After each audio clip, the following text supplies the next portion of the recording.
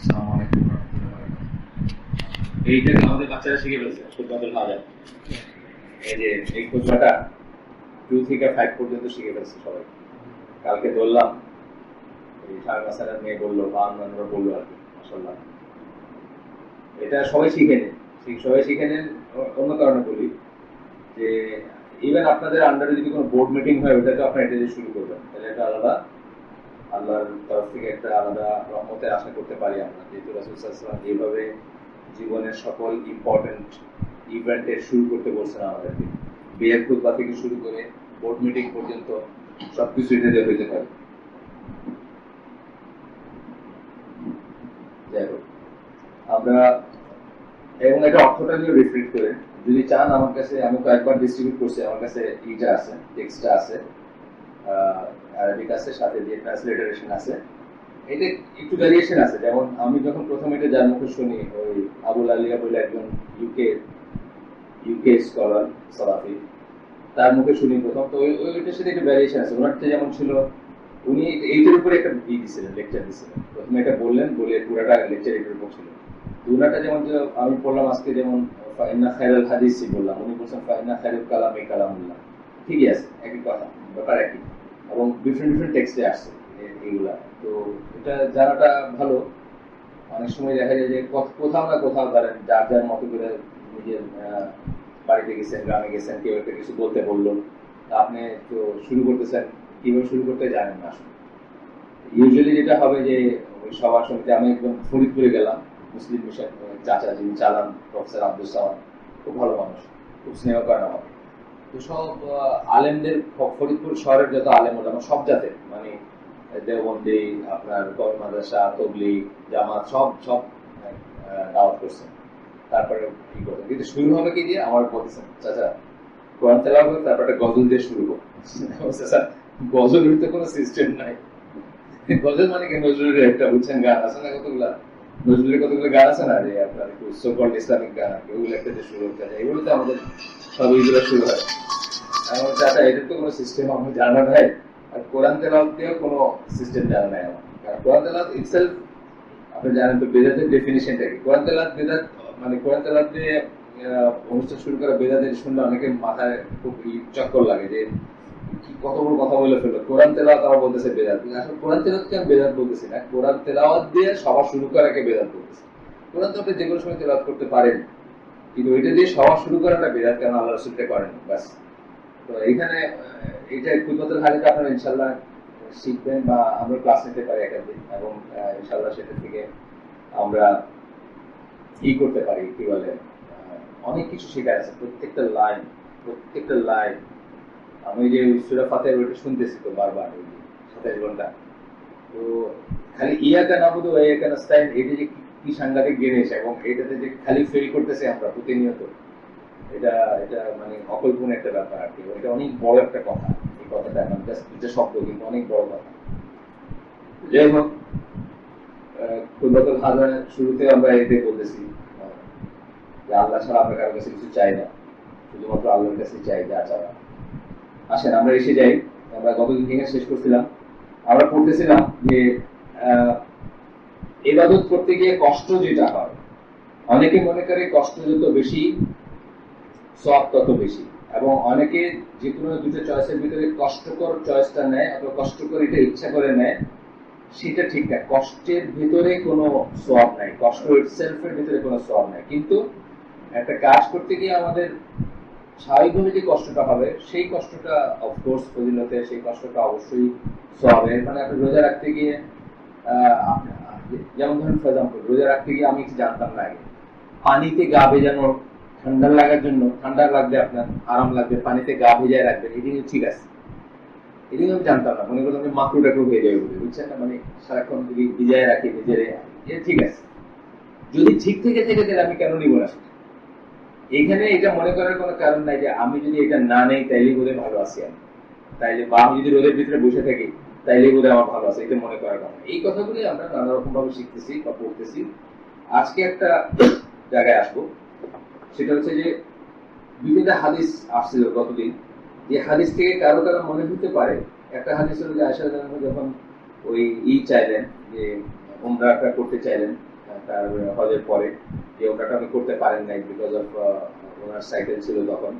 সেই উমরাটা করতে চাইলে আল্লাহ রাসূল সাল্লাল্লাহু আলাইহি ওয়াসাল্লাম তাকে করতে বললেন যে তুমি কি করো, এখানে যাও, এই মসজিদে এখান থেকে ফিরে আসো ভাই। তো তখন একটা কথা বললেন যে বাট দ্য রিওয়ার্ড ফর উমরা is according to your spending and hardship.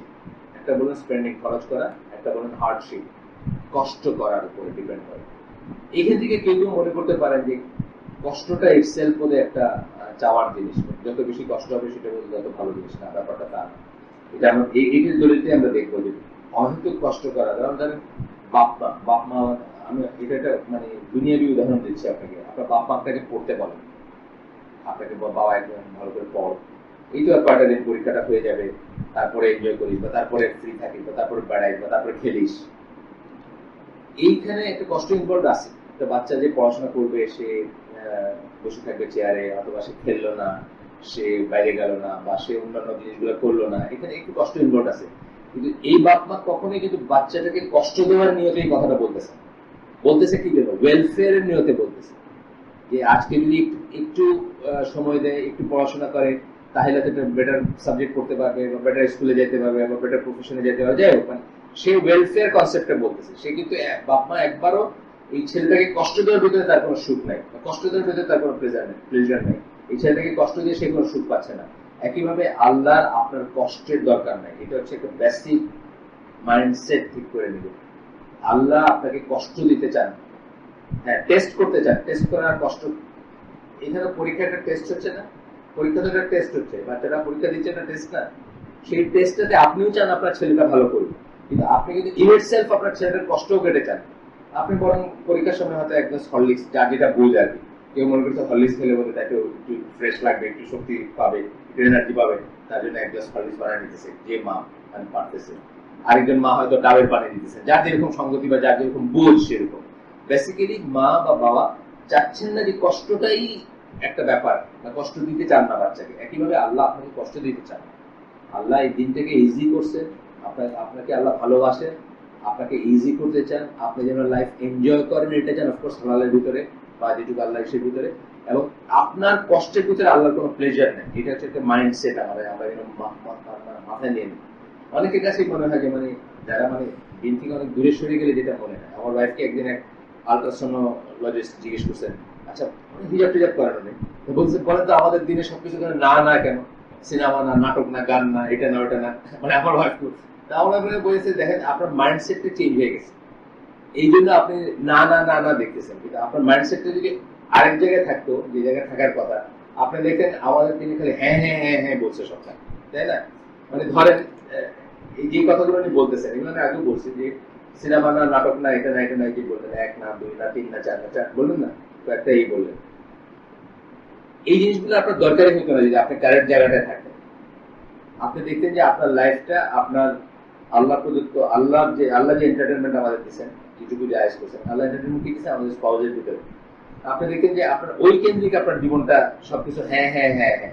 আপনার হাজবেন্ড কিনে বাইরে যাবেন, বাইরে যাবেন, সমস্যা নেই। আপনার হাজবেন্ডের সাথে যখন ইচ্ছে তখন সময় কাটাবেন, কোনো সমস্যা নেই, বুঝছেন না? কিন্তু আপনার লাইফটা আরেকটা ফুটিংয়ে চলে গেছে। এখন আপনার হাজবেন্ডের জন্য সময় নেই আসলে, বা হাজবেন্ডের ভিতরে কোনো প্লেজার নেই আপনার জন্য, বা কোনো এন্টারটেনমেন্ট নেই। আপনার এন্টারটেনমেন্ট বাইরের জিনিসে। সুতরাং আপনার কাছে মনে হচ্ছে সবকিছু খালি না বলছে ইসলাম, অথচ আপনি দেখতেন যে ওই স্ট্রাকচারে গেলে দেখতেন যে সবকিছু হ্যাঁ বলছে। এবং আমরা এটা চিন্তাও করতে পারি না যে দাম্পত্য জীবনে ইসলাম কতটুকু লিভারেজ দিয়ে থাকে, এগুলো অকল্পনীয়। আপনারা পড়াশোনা করেন দেখবেন যে ইসলাম হচ্ছে প্রথম মেজর রিলিজিয়ান যে হাজব্যান্ড ওয়াইফ বা একটা মেল ফিমেল রিলেশনটাকে অত্যন্ত মানে পবিত্র মনে করে, অত্যন্ত ইম্পর্টেন্ট মনে করে, এবং অত্যন্ত ফুলফিলিং মনে করে। আর বাকিটা কি, ক্রিশ্চিয়ানিটিতে বলবে যে এটা জাস্ট প্রক্রিয়েশন, মানে জন্ম বিস্তারের কি বলে, বংশ বিস্তারের একটা মেথড, আর কিছুই না। মানে বড় একটা ভিন্ন কাজ, এটা মানে ভিন্ন ব্যাপার যে দাম্পত্য সম্পর্কটা। অথচ ইসলামে এটাকে বলা হয়েছে কি সোয়াব বলা হয়েছে, অত্যন্ত পবিত্র। মানে এমন হয়েছে যে সাহাবীদের বলছে বাড়ি যাও, রাত্রে কোথাও আড্ডা মারতেছেন বা কিছু করতেছেন বা অন্য একটা বুঝছেন না, রাত্রে ঘরের বাইরে বাড়ি যাও, ওয়াইফের কাছে যাও, মানে এরকম দেখা হয় এটা। সেখানে আপনি যখন ওই স্ট্রাকচার থেকে বাইরে হয়ে ওইটা ছেড়ে দিয়ে আপনার প্লেজারটা যখন অনেক ফিল্ডে ছড়ায় গেল, কারো কণ্ঠ, কারো চেহারা, কারো ছড়ায় যায় না আমাদের, তখন আপনার যেটা হলো যে আপনি মনে করতেছেন যে সবকিছুতে শুধু না না না না লেখা আছে। এই আসেন ইমাম শাফিঈ বলতেছেন, এটাকে এক্সপ্লেন করতেছেন। আচ্ছা, এই একটা হাদিস গুলো, একটা হাদিস ছিল হচ্ছে যে একটা ট্রাইব বাড়ি যার জমি বিক্রি করে চেঞ্জ করতে চেয়েছিল মসজিদের কাছে চলে আসবে দেখা, তো তাদেরকে বলছিলেন যে যেখানে আসো তোমরা ওইখানেই থাকো, কারণ প্রত্যেক স্টেপের সোয়াব, মসজিদে আসার প্রত্যেক স্টেপের সোয়াব। এই দুটো থেকে কেউ কেউ মনে করতে পারেন যে কষ্ট বেশি হইলে কেষ্ট বেশি, আর কি বুঝছেন, মানে বেশি কষ্ট হলে বেশি, কিন্তু আসলে কথা ঠিক না। কষ্ট ন্যাচারালি। দুজন ভাই আসেন, ওনারা কি চলে গেলেন নাকি উঠে, এখানে ছিলেন নাকি? সবুজ ও হজের ভাই, হজের ভাই বলছি কষ্ট। আমি চিন্তা করলাম যে এটা মানে ব্যাপারটা কি হলো, মানে ওনারা কিছু এক্সপেক্ট করে আসলেন সেটা পাইলেন না, এরকম কিছু হলো কিনা আর কি, কারো কোনো চেহারা দেখতে আসছিলেন কিনা আমি চিন্তা করলাম। হজের জন্য হলে তো একদম আলাদা ব্যাপার। আসিফ আছে নাকি উপর? আচ্ছা, তো এই যে দুটা হাদিস, এই দুটা হাদিস থেকে কোনো কোনো সাহাবী অথবা পরবর্তী মানুষজন মনে করতে পারেন বা করে থাকতে পারেন যে বেশি কষ্ট হইলে আল্লাহ বেশি খুশি হন। এটা রিপিট করতেছেন ইমাম শাফিঈ। শাফিঈর নাম আপনারা শুনছেন বলে। তো আমরা কিন্তু স্কলারদের সম্বন্ধে একটু একটু পড়বো ইনশাআল্লাহ। যখন আমরা একটা স্কলারের নাম শুনি একটু জানবো, মানে দুটো জিনিস, স্পেস এবং টাইম জানাটা খুব ইম্পর্টেন্ট। টাইম জানলে আমরা দেখবো যে ওনার আগে কারা পরে কারা, কাদের কাজকে উনি ক্যারি ওভার করলেন। যেমন ইমাম নওয়াবী কিন্তু অনেকে মনে করেন অনেক আগে স্কলার, তার আগে 700 বছর আগে রাফলি, তার মানে রাসূল সাল্লাল্লাহু আলাইহি ওয়াসাল্লাম পরে 700 বছর কেটে গেছে, তারপরে উনি রিয়াদুস সালেহিন কম্পাইল করছেন, তারপরে উনি মানে অনেক কাজ করে গেছেন। যাই হোক, তো ওই টাইমটা জানলে সুবিধা হয় যে কার পরে কে আসছেন, এটা খুব ইম্পর্টেন্ট জিনিস কিন্তু। এবং উনি যে কথাটা বললেন, একটা কথা বলতে গিয়ে ওইটা জেনে বলছেন তো যে অমুকে এটা বলছে, যেমন আলবানী ধরেন, তার চেয়ে অনেক অনেক বড় মাপের স্কলারদেরকে রিপিট করছেন। ইবনুল কাইমের বলা সহিহ হাদিসকে উনি বলছেন যে সহিহ না, এবং কারেক্টলি বলছেন সহিহ না। কিন্তু আমরা কি জানবো যে ওই ইবনুল কাইমের লজিক গুলো উনি জেনে তারপরে কিন্তু রিপিট করতেছেন, এটা কিন্তু একটা অ্যাডিশনাল তাই না? ইবনুল কাইমের মতো একজন বড় স্কলার, তার কাইম, ইবনুল কাইমের মতো বা ইবনে তাইমিয়া, তাদের এগেইনস্টে যখন উনি কথা বলতেছেন, উনি জানেন যে তারা আসলে কি লজিকে এই কথাটা বলছিলেন, তথাপি উনি বলতেছেন, মানে আরো দলিল আছে ওনার কাছে, এইগুলো জানাটা ভালো। যাই হোক, এমনিতে ইমাম শাফিঈ বলতেছেন, these reports are concerning one issue that they do not constitute a definite conclusion. Furthermore, probable aspects cannot contradict what is known definitively. এখানে একটা কিন্তু বড় প্রিন্সিপাল বলে দিলেন শরিয়া। আপনারা খেয়াল করলেন, একটা সেন্টেন্স পড়লাম আমি, probable aspects cannot contradict what is known definitively. এইখানে এই দুটো হাদিস থেকে কেউ বলতে পারেন যে প্রবাবলি রাসূল সাল্লাল্লাহু আলাইহি ওয়াসাল্লাম বলছেন প্রবাবলি কষ্ট বেশি হলে কেষ্ট বেশি, বুঝছেন না? প্রবাবলি, কারণ ডেফিনেটলি এই কথা বলেন না, কিন্তু যত কষ্ট তত এই কথা বলেন না। তো এইখানে একটা প্রিন্সিপাল, শরীয়তের একটা প্রিন্সিপাল বললেন, probable aspects cannot contradict what is known definitely. সম্ভাব্যতার চিন্তা করে ডেফিনেট যেটা জানেন ওইটাকে কন্ট্রাডিক্ট করতে পারে না, সম্ভাব্যতা, বুঝছেন তো ব্যাপারটা? কারণ প্রবাবিলিটি দিয়ে আপনি মাস্ট মানে ডেফিনেট যেটা জানেন সেটা নষ্ট হয় না, সেটাকে কন্ট্রাডিক্ট করতে পারে না। সবচেয়ে বড় উদাহরণ এই মজলিসে পারা উচিত, বলেন তো একটা উদাহরণ। এই যে প্রিন্সিপালটা বললাম, এই মূলনীতি বললাম, এটা একটা বড় উদাহরণ বলেন। এখানে ডিসকাস হয়েছে আমাদের আইসিটিতে আগে অনেকবার। সম্ভাব্যতা বা সন্দেহের বশবর্তী হয়ে আপনি নিশ্চিত যেটা সেটাকে বাতিল করতে পারেন না বা কন্ট্রাডিক্ট করতে পারেন না। অজুটা হচ্ছে একটা বড় উদাহরণ। আপনি অজু করছেন, এটা আপনি নিশ্চিত। এখন বাইরে ঘুরতেছেন ফিরতেছেন, আপনার মনে হয়েছে আমার কি অজুটা আছে কি নাই, এটা কিন্তু সম্ভাব্যতা অথবা এটা সন্দেহ না, এটা যে নিশ্চিত অজুকে আপনি বাতিল করতে পারেন না। নিশ্চিত অজুকে বাতিল করতে হলে নিশ্চিত অজু ভাঙা থাকতে হবে, অর্থাৎ আপনি ডেফিনেটলি জানতে হবে যে আমার অজুটা গেল, তবেই কেবল আপনি বলবেন যে আমার অজু নাই। আল্লাহ তাআলা সহজ করছেন, আমরা এটা নিতে পারি। মানে ধরেন 90% মানুষ হয়তো ধরেন সকালের অজু করে বাইরে বিকাল 5টার সময় যদি তার এরকম একটা সিচুয়েশন হয় যে আমার তো মনে পড়তেছে না যে অজু ভাঙছে, আমার কি অজু আছে কিনা, সে বলবে যে আমি করিনি, তুই ভালো করে দিলে আমি ভালো।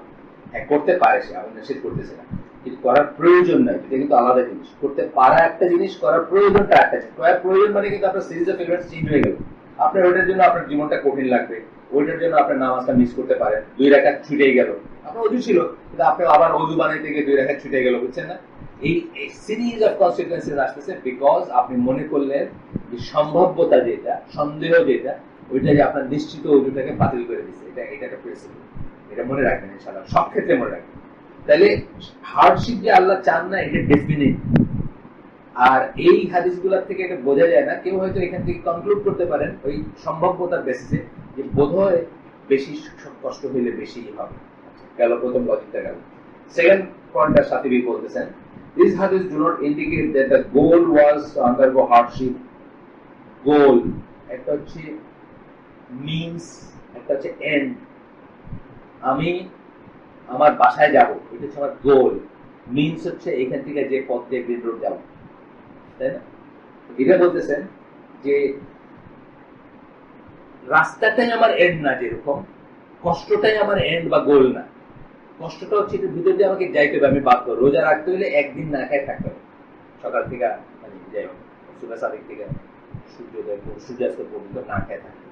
এইটার পথ ধরে আমি আমার মকসদে পৌঁছাবো কি, আমি একটা রোজা রাখলাম, একটা সিয়াম, একটা এই করলাম সম। কিন্তু এই পথটা ইটসেলফ কোনো গোল না, গোলটা হচ্ছে ওইখানে পৌঁছানো। তাইলে এটা বলতেছে ইন দ্য হাদিস of tribe of Salima, sorry যাদের কথা বললাম, যারা চাইছিল বাড়ি বিক্রি করে আর জায়গা জমি বিক্রি করে মসজিদের কাছে চলে আসে, তাদের কথা বলতেছেন। For example, it is narrated that prophet সাল্লাল্লাহু আলাইহি ওয়াসাল্লাম কি করছেন, did not like to have the area of Medina left vacant. তারা যে এরিয়া থাকতো একটু দূরের এরিয়া, আউটস্কার্ট, কিন্তু ওইটা উনি চান নাই যে ওরা খালি করে এদিকে চলে আসবে। কেন? সিকিউরিটি রিজনসে। তখনকার সিকিউরিটি কি ছিল? পাড়ায় পাড়ায় সিকিউরিটি ছিল। কিছু হইলে রাত্রে মশাল জ্বালায় চিৎকার, ডাক দিল, বা সবাই বাইরে গেল, যুদ্ধ বা মারপিট বা লুট করতে আসছে বা অ্যাটাক করতে আসছে, এরকম ছিল না। এখনো তাই, আসলে এখন একটু ডিফারেন্ট ভাবে আর কি। এখন হয়তো ওই রাডার দিয়ে ধরবে পয়লা যে এয়ারক্রাফট আসতেছে, বুঝছেন না? অথবা বিডিআররা ওইখান দিয়ে ওই নাইট গগলস দিয়ে দেখে যে কি কি কোন দিকে হাঁটতেছে। ব্যাপারটা কিন্তু একই আসে। এই আউটস্কার্টটা যদি আপনার বর্ডার গার্ডের দরকার কি? বর্ডার গার্ড কি ইন্ডিয়ান আর্মিরে আটকাতে পারবে নাকি বার্মিজ আর্মিরে আটকাতে পারবে না। কিন্তু প্রথম ভয়েসটা রেজ করবে, অ্যালার্ম রেজ করবে, এই জন্য তো বর্ডারের দরকার।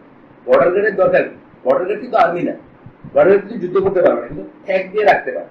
ওই ঠেক দিয়ে রাখার জন্য ওই যে সালেমার ট্রাইবটা ছিল আউটস্কার্টে, আল্লাহ রাসূল চান না যে ওই জায়গাটা ছেড়ে তারা সব ভিতরে চলে আসে, জায়গাটা দেখেন থাকবে। এটাই বলতেছেন যে such that there would be no one left guarding that district. ওই এরিয়াটাতে গার্ড দেওয়ার কেউ থাকবে না, এই জন্য উনি চান নাই যে আসুন। এবং এইটার একটা ন্যাচারালি হিসেবে বলছেন যে হাইটা আসবা, হাইটা আসার ভিতরে সব আছে, কিন্তু আমাদের ভিতরে সাইডে আসছে, কিন্তু এর সেলফ উনি চান নাই যে বেশি কষ্ট করুক মানুষ, সেটাতে কোনো ইয়ে আছে সেটা। এই এন্ড এবং মিনস এর কথাটা চিন্তা করবেন। এটা কিন্তু আমরা অনেকেই ভুলে যাই। বাংলাদেশের ইসলামপন্থী দলগুলা এন্ড হইল আল্লাহর জমিনে আল্লাহর সুপ্রিম হবে, আল্লাহর কথা সুপ্রিম। এটা একেবারে কোন রকম কন্ট্রাডিকশন কেউ করতে পারবে না। এমনকি আমাদের মানে সেকুলার পন্থী যারা নিজেদের মুসলিম বলে, তারাও কিন্তু এই কথার কন্ট্রাডিক্ট করবে না। আল্লাহর জমিনে আল্লাহর কথাই সুপ্রিম হবে, সবাই বলবে। বিএনপি বলবে, আওয়ামী লীগ বলবে, যত আছে সবাই বলবে, মানে মুসলিম যারা বলে আর কি নিজেদের। কিন্তু এইটাতে যাওয়ার জন্য একটা রাস্তা আছে, রাস্তা দরকার, এক একজন একটা রাস্তা। এখন সেই রাস্তাটা আমি চুজ করলাম কি, আমি পলিটিক্স করবো, আমি দল করবো, আমি ইলেকশন করবো, আমি করবো। তারপরে আমি এই রাস্তার ভিতরে ব্যস্ত হয়ে গেলাম, এন্ডটা আর আমার চোখেই নাই, আমার ভিশনেই কোনো এন্ড নাই। কারণ আমি এখানে কি করতেছি, শত কম্প্রোমাইজ করে ফেলি। আল্লাহর জমিনে বলতেছি আল্লাহরই সুপ্রিম হবে, কিন্তু আমি সূত্রেও কিছু অংশে জায়েজ করে ফেললাম, অন্তত টেম্পোরারি ইস্যু। আমি ধরেন আচ্ছা মানে আমি ধরেন এখন এমন একটা পজিশনে আছি যে আমি সমাজ করলাম দেখি, কথার কথা। এখন সমাজের ভিতরে হিন্দুদের পূজাটা অত সমাজ কল্যাণের ভিতরে পড়ে। আচ্ছা ঠিক আছে, আমি ওইখানে একটু গেলাম, মানে কিসের জন্য, মানে দেখবার জন্য, রাস্তার জন্য, পথের জন্য, বুঝছেন না? পথের জন্য, পথটাই মেন হয়ে গেল, ভিশনটা চলে গেল। আমি কিন্তু সেই আল্লাহর জমিনে আল্লাহর কথাটাকে সুপ্রিম রাখলাম না, আমি কিন্তু মানুষের কথাটাই সুপ্রিম মানলাম। মানুষের কথা নাই গুলা যে আপনি সমাজ কল্যাণ মন্ত্রী, আপনি যদি না যান পূজা মণ্ডপেতে কেমনে হবে, আপনি শিল্পমন্ত্রী, আপনি যদি সাইন না করেন, সুদের ডকুমেন্ট না সাইন করলে কি এগুলা কি শিল্প কি চলবে না? আমি কিন্তু নিজেই নিজের কন্ট্রাডিক্ট করে ফেললাম, আল্লাহর জমিনে আল্লাহর কথা সুপ্রিম থাকলো না, বিকজ আমি মনে করলাম যে এই পথটা মেন হয়ে গেছে এখন আমার, এন্ডটা না। মানে অনেকটা ধরেন একটা এলিভেটরে উঠছি, 100 তলায় এলিভেটরে যায়, আমি 50 তলায় নামবো। এলিভেটরের সৌন্দর্যে আমি মোহিত হয়ে এখানে দেখতেছি কারুকাজ, দেখতে দেখতে আমি 50 তলা ছেড়ে 100 তলায় চলে গেছি। এলিভেটরটা আমার মেন হয়ে গেছে, কিন্তু এলিভেটরটা আমার অ্যাকচুয়ালি ছিল কি 50 তলায় ওঠার একটা মিনস। কিন্তু এইটাই আমার মেন হয়ে গেছে, এত সুন্দর দেখতে দেখতে আমি 50-60-100-তে চলে গেলাম। আমি একটা উদাহরণ দিচ্ছি, আমার কোনো একটা দেখাতে যে ওই আখাউড়া স্টেশনে ডাব খাইতে নামছিলাম। ডাব খাওয়ার জন্য কিন্তু আপনার ট্রেনে উঠেন নাই, আপনার ট্রেনে উঠছেন ঢাকা থেকে সিলেট যাবেন বা চিটাং যাবেন, ডাব খাইতে নাইবে আপনার ডাবের আলার লাগে গপ্প করতে করতে এতই আখাউড়ারে পছন্দ করলেন আপনার ট্রেন ছেড়ে সিলেট চলে গেল। এটা কি হয়? এটা হয় না। তাহলে এনটা খেয়াল রাখতে হবে। মিনসে অনেক সময় আমরা জড়ায় গিয়া এটাই প্রধান হয়ে যায়, তখন এইটা নিয়ে মান অভিমান জীবনের সম্মান বোধ সবকিছু কিন্তু এটা ভ্যারিয়েবল হয়ে গেল। আমার সালাম করলো না, আমারে প্লট দিল না, আমারে এটা বুঝছেন না, এইগুলো মেন হয়ে গেল, আসল বিষয়টা চলে গেল। এটা আমি কাউকে পার্টিকুলার কাউকে বলছি, আমি জেনারেল ট্রেন্ড বলতেছি। সবাই কিন্তু আমাদেরও তাই। আমাদের দেখবেন একটা জিনিস, এই জন্য আমি কিন্তু এই ব্যবসা বাণিজ্যের দুনিয়াদারি জিনিসগুলোর দরজা খুলতে অনেক চিন্তা করি। কারণ দেখা যায় এইগুলো সবাই করছে, আমাকে নতুন করতেছে নাকি। আচ্ছা এখন তো একটু সমাজ কল্যাণ দরকার। সমাজ কল্যাণ দরকার কি? আচ্ছা একটু ক্লিনিক দরকার, একটা ক্লিনিক খুলি। তারপর দেখা গেল নামাজ রোজা সবই যেতেছে, ক্লিনিকের পিছনে সময় যেতেছে, বুঝছেন? ওইটাই আমার এখন মেইন জিনিস হয়ে গেছে। ক্লিনিকের কত নাম হবে, ক্লিনিকের কত ইয়ে হবে, ক্লিনিকটা দুনিয়া সবাই জানলো কিনা, আর সব গোল্লাই গেল। বহু দেখছি আমরা, এইটি শয়তানের ক্যাপচার। হামজা ইউসুফ একটা লেকচারে বলতেছে, হামজা ইউসুফ আমার গুরু না, তার কাছে একটা অনেক কাছে শিখছি আমরা। বলে যে অনেক মানুষকে দেখবেন বলতে যে আচ্ছা পয়লা কিছু পয়সা টাকা পয়সা আমরা জড়ো করি, কিছু পয়সা কামাই, তারপরে আমরা দিনের দাওয়াত দিতে শুরু করবো। বুঝছেন? পয়সা কামাইতে গিয়ে পয়সা কামানো একটা দিনের দাওয়াত রাখা না, ওইখানেই আপনার বিজি হয়ে গেলেন, ওইখানে 2 নম্বরই গুলো শুরু করলেন। পয়সা কামাইতে গেলে কি করতে হবে? একটা ট্রেড লাইসেন্স লাগবে, একটা অঙ্ক লাইসেন্স লাগবে, একটা সুদ লাগবে, একটা ঘুষ লাগবে, একটা অমকের ভাইয়ের কাছে গিয়ে আপনার রিকোয়েস্ট করা লাগবে। তো আপনি যখন রিকোয়েস্ট করবেন আপনারা সে যখন বলবে কিছু না করতে পারবেন, মানে ইত্যাদি ইত্যাদি করে আপনার দুনিয়ার জঞ্জালে জড়াই গেলেন, আপনার আসল বিষয়টা চলে গেল। এই জন্য করবো না আমরা দুনিয়া তা না, আমরা সন্ন্যাসী হিসেবে এটা আমি বলতেছি না, কিন্তু আমরা সবসময় খেয়াল করবো যে আমাদের ফোকাসটা যেটা, গোল যেটা, সেটা যেন নষ্ট না হয়ে যায়। এই দিনে একটা লেখা আছে, যেমন যারা বোঝার এই বোর্ডে যিনি ট্রান্সলেট করছেন একটা লেখা আছে যে ডেভেলপমেন্টের ডেফিনিশন কি। উনি বলছেন যে what is development for one society may not be development for other society another society. এটা বলতে গিয়ে বলছেন যে একটা ইসলামিক সোসাইটি যেটা, তার ডেভেলপমেন্টটা দেখতে হবে তার গোল কি আর তার ভ্যালিউজ কি। দুইটা কথা বললাম, শব্দগুলো খেয়াল করেন। একটা গোল, গোলকে আল্লাহর জমিনে আল্লাহর কথা সুপ্রিম। ভ্যালিউজ কি? ব্যভিচার না, ঘুষ না, সুদ না, মিথ্যা না, এগুলো হচ্ছে ভ্যালিউজ। ভ্যালিউজ এবং গোলের অপোজিটে যত বড় জিনিসই আপনি দেখাই দেন যে এটা যে ডেভেলপমেন্ট হবে, এটা অ্যাকচুয়ালি ডেভেলপমেন্ট, এটা কাউন্টার ডেভেলপমেন্ট। যেমন গার্মেন্টস এর এক্সাম্পলটা বলছি, গার্মেন্টস যে আপনি কাগজে কলমে দেখাই দিলেন যে আমরা পৃথিবীর একদম শ্রেষ্ঠতম ইকোনমিক পাওয়ার, মানে আমাদের গ্রোথ দিয়া এই দিয়া, কিন্তু এইটা আমাদের ভ্যালিউজ এবং আমাদের গোল দুইটারই এগেইনস্টে যায়। ভ্যালিউজের এগেইনস্টে যায়, আমাদের মেয়েরা ঘর থেকে বাইরে হয়ে যেতেছে রাত্রে 12টার সময়। এখন মেয়েদের রাস্তায় দেখবেন 14 বছরের মেয়েরা দেখবেন গার্মেন্টসে কাজ করে উত্তরা রাস্তা দিয়ে হাইটা বাসায় যেতেছে রাত্রে 12টায়। দেখেন আমি তো দেখছি উত্তরা দেখতাম, এখন দেখেন 12টা, সকাল 6টা, ভোর 5। এখন কি মেয়েদের দাঁড়িয়ে থাকার কোনো সময় আছে নাকি? দেওয়াজার টাইম ঢাকা শহরে সুন্দর করে একটা মেয়ে একা হাঁটতেছে দেখে সবাই মুখোমুখি তাকে মানে তাকে প্রস্টিটিউট মনে করতো সোজা। এখন কি কোনো টাইম আছে না? এখন মেডিকেলে পড়া মেয়ে দেখবেন রাতে 11টায় সেন্সকোপ ঝুলায় বাসায় ফিরতেছে। কাজ ছিল, সেশনাল ছিল, আর্কিটেকচারে পড়া মেয়ে, সে তার অ্যাপ্রন করে রাত্রে 12টায় বাসায় ফিরতেছে। মুসলিমারা, বোরখালা মুসলিমারা, আমি নিজে সাক্ষী, আর কারো বলার দরকার নেই, রাত্রে 8:30টার সময় AIUB ABCD আছে না কৃষক গণনীতে, ওইখানে কোন একটা ইলেকট্রিক্যাল ইঞ্জিনিয়ারিং এ পড়ে, সে তার কি একটা ল্যাব ছিল, ল্যাব ছেড়ে 8:30টার সময় আসতেছে। এমনি কিন্তু তার হাত মোজা পা মোজা, বুঝছেন? দুনিয়ার কেউ তারা দেখে না, 8:30টায় বাসায় আসছে, এর কোনো সমস্যা নেই। এই যে ব্যাপারটা কাউন্টার ডেভেলপমেন্ট বলছে যারা বোঝে এটাকে, আপনার ভ্যালুজের এগেইনস্টে যায়। এই মেয়েরা রাস্তায় বেরিয়েছে, কত রকম অবিচার ব্যবিচার তো চলতেছে, শিক্ষা চলতেছে। এরা আর কোনোদিন সংসার করবে না, মা হবে না, বাচ্চা পালবে না, নিউক্লিয়ার ফ্যামিলিটা আস্তে আস্তে ভেঙে যাবে। ইসলামের যে নিউক্লিয়ার ফ্যামিলি, হাজব্যান্ড ওয়াইফ ছেলে মেয়ে মিলা থাকবে না। এখন তো লিফট টুগেদার করে গার্মেন্টসে অহরহ করতেছে, এবং বাচ্চা কাচ্চা হয়, এগুলো বাড়িতে নিয়ে রেখে আসেন, কি বলে সেটা অন্য কথা। তাহলে এই ডেভেলপমেন্ট কাগজে আপনাকে শত শত কোটি ডলার দিলেও এটা কাউন্টার ডেভেলপমেন্ট। এটা আপনার ভ্যালুজকে শেষ করে দিবে, এবং ভ্যালুজ যখন শেষ হবে গোলে পৌঁছাতে পারবে না। গোল আর থাকলো কোথায়? পয়লাই তো শেষ হয়ে গেল। আল্লাহর জমিনে কি আল্লাহর কথা সুপ্রিম থাকলো? আপনি তো ওই ইকোনমিস্টের কথা, ওই সোশিয়োলজিস্টের কথা, অথবা তসলিমা নাসরিনের কথাটা সুপ্রিম বানাইলেন আল্লাহর জমিনে। তসলিমা নাসরিন বলছে বিয়ে এগুলো বাহুল্য, এটারই আপনার সুপ্রিম বানাইলেন। তো আল্লাহর জমিনে এই জন্য যে কোনো ডেভেলপমেন্টের কথা হোক, যে কোনো উন্নতির কথা হোক, যে কোনো অর্থনৈতিক কিছু কথা হোক, আমরা মুসলিমরা ঝাঁপ দিতে পারি না। আমরা দুইটা কথা মনে রাখবো, আমাদের ভ্যালিউজ এবং আমাদের গোলের এগেনস্টে যায় কিনা। যদি যায়, it is not a development, it is counter development. উনি একটা উদাহরণ দিচ্ছেন, মানে পশ্চিমা ইকোনমিস্টরা প্রোডাক্টিভ করাপশন বলে একটা কথা বলে, কোন করাপশন প্রোডাক্টিভ হতে পারে, এটাকে তারা বলে যে এটা তো দোষের না। তালহা ভাই তো এখানে করাপশনের বিপর মামলায় বসে আছেন।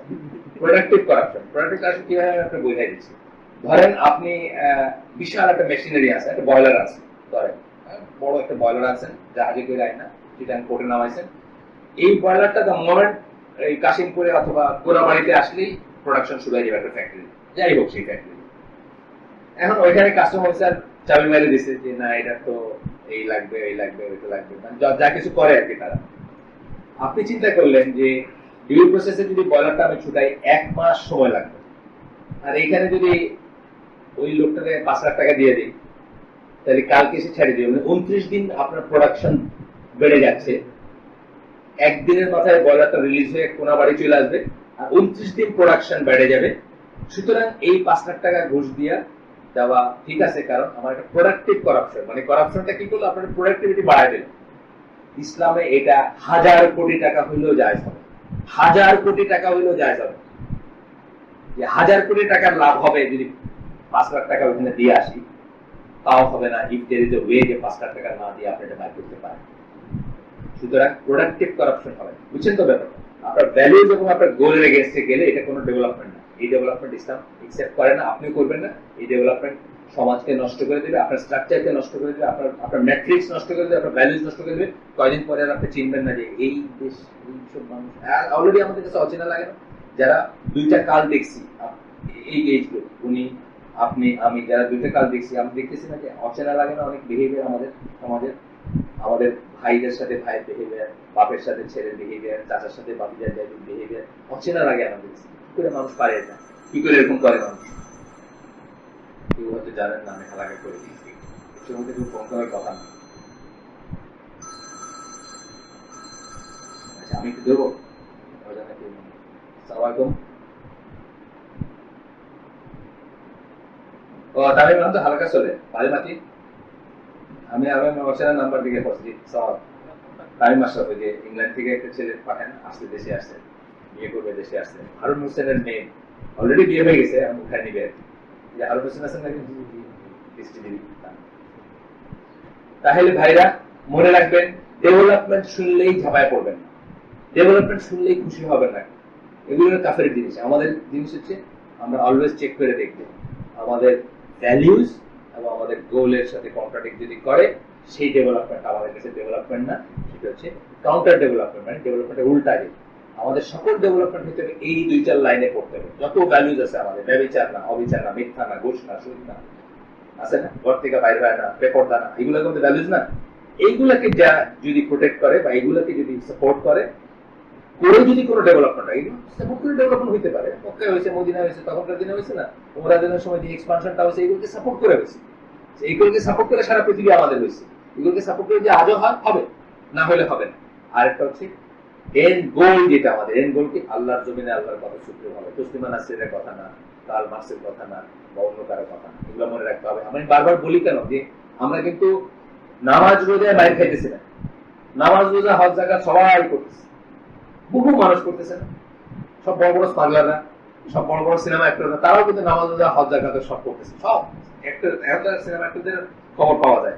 এইবার যাবে আমির খান আর বিনা মালিক, দেখলাম হজে যাবে, পপুলারিটি বাড়াইতে হজে যাবে, বুঝছেন? সব করতেছে নামাজ রোজা হজ জাকাত, টেকনিক্যালি সব করতেছে।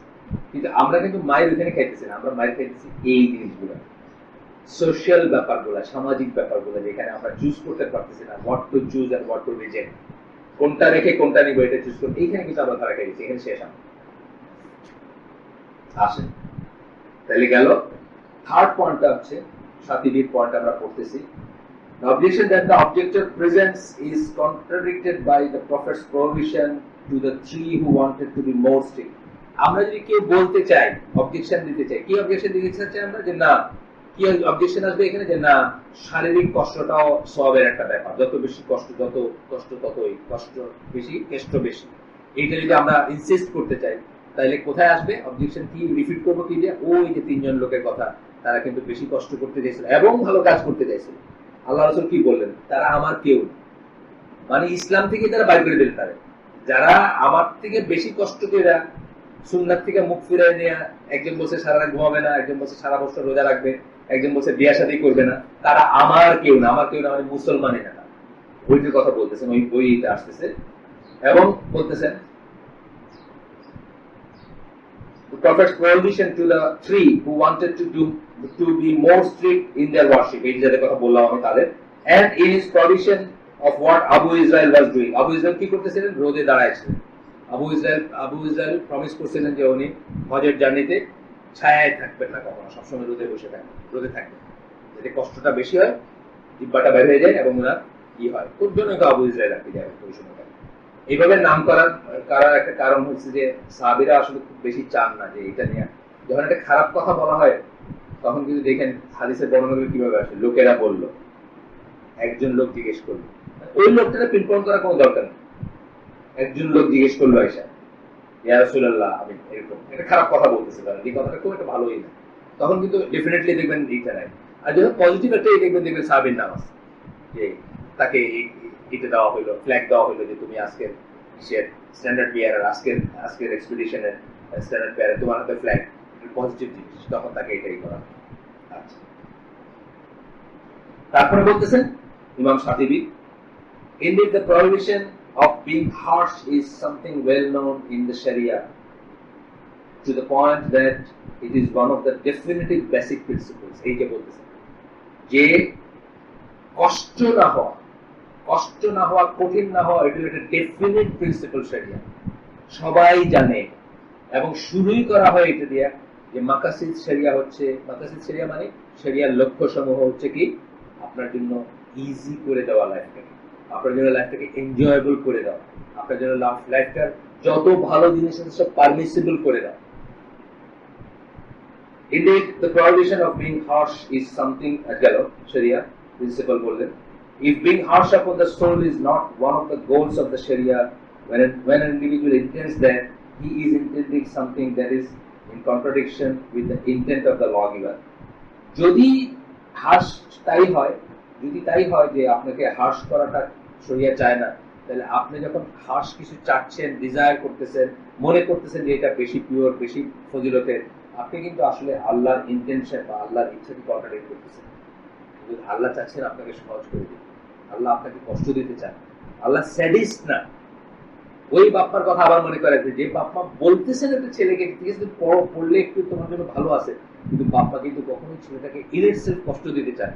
কষ্ট দিলে আমরা সেই বাপ্পারে বলি স্যাডিস্ট। পেপারে উঠে না মাঝে মাঝে যে চেইন করে রেখে দিছে, পানি বাইন্দে রেখে দিছে কোথাও, আছে না, পড়ি না আমরা মাঝে মাঝে, এটা হচ্ছে স্যাডিস্ট, এটা বিকৃত মস্তিষ্ক।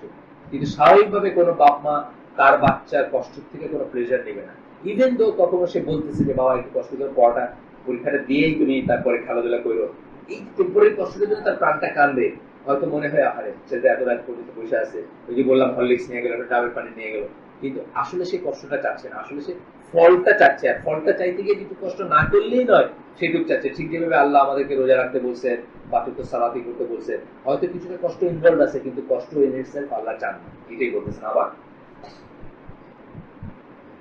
with respect to the well-known definitive aspect of lessening the burden on the people, if the act's intent is in contradiction to the intent of the lawgiver, the act is void and not sound. তাহলে আল্লাহর ultimate intent যেটা, ইচ্ছা যেটা, বাসনা যেটা, চাওয়া যেটা, সেটা হচ্ছে আপনার জন্য জিনিস সহজ করে দেওয়া। ওইটার সাথে যদি কোনো একটা কাজ আপনার জীবনের যদি কন্ট্রাডিক্ট করে, তাহলে আপনার এটা ভয়েড, এই কাজ মিনিংলেস, এই কাজ আপনি করবেন। ঠিক আছে, এই বললেন। বলে তারপরে কি বললেন,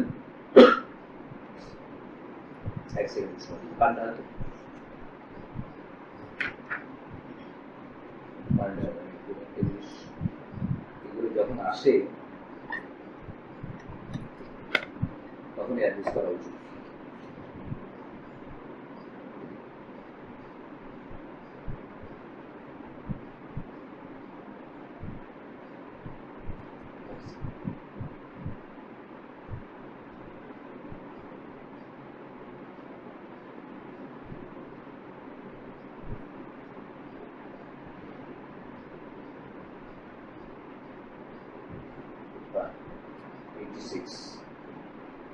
একটু দেখে দিই, আপনাকে একটু পড়ে শোনাই দিই।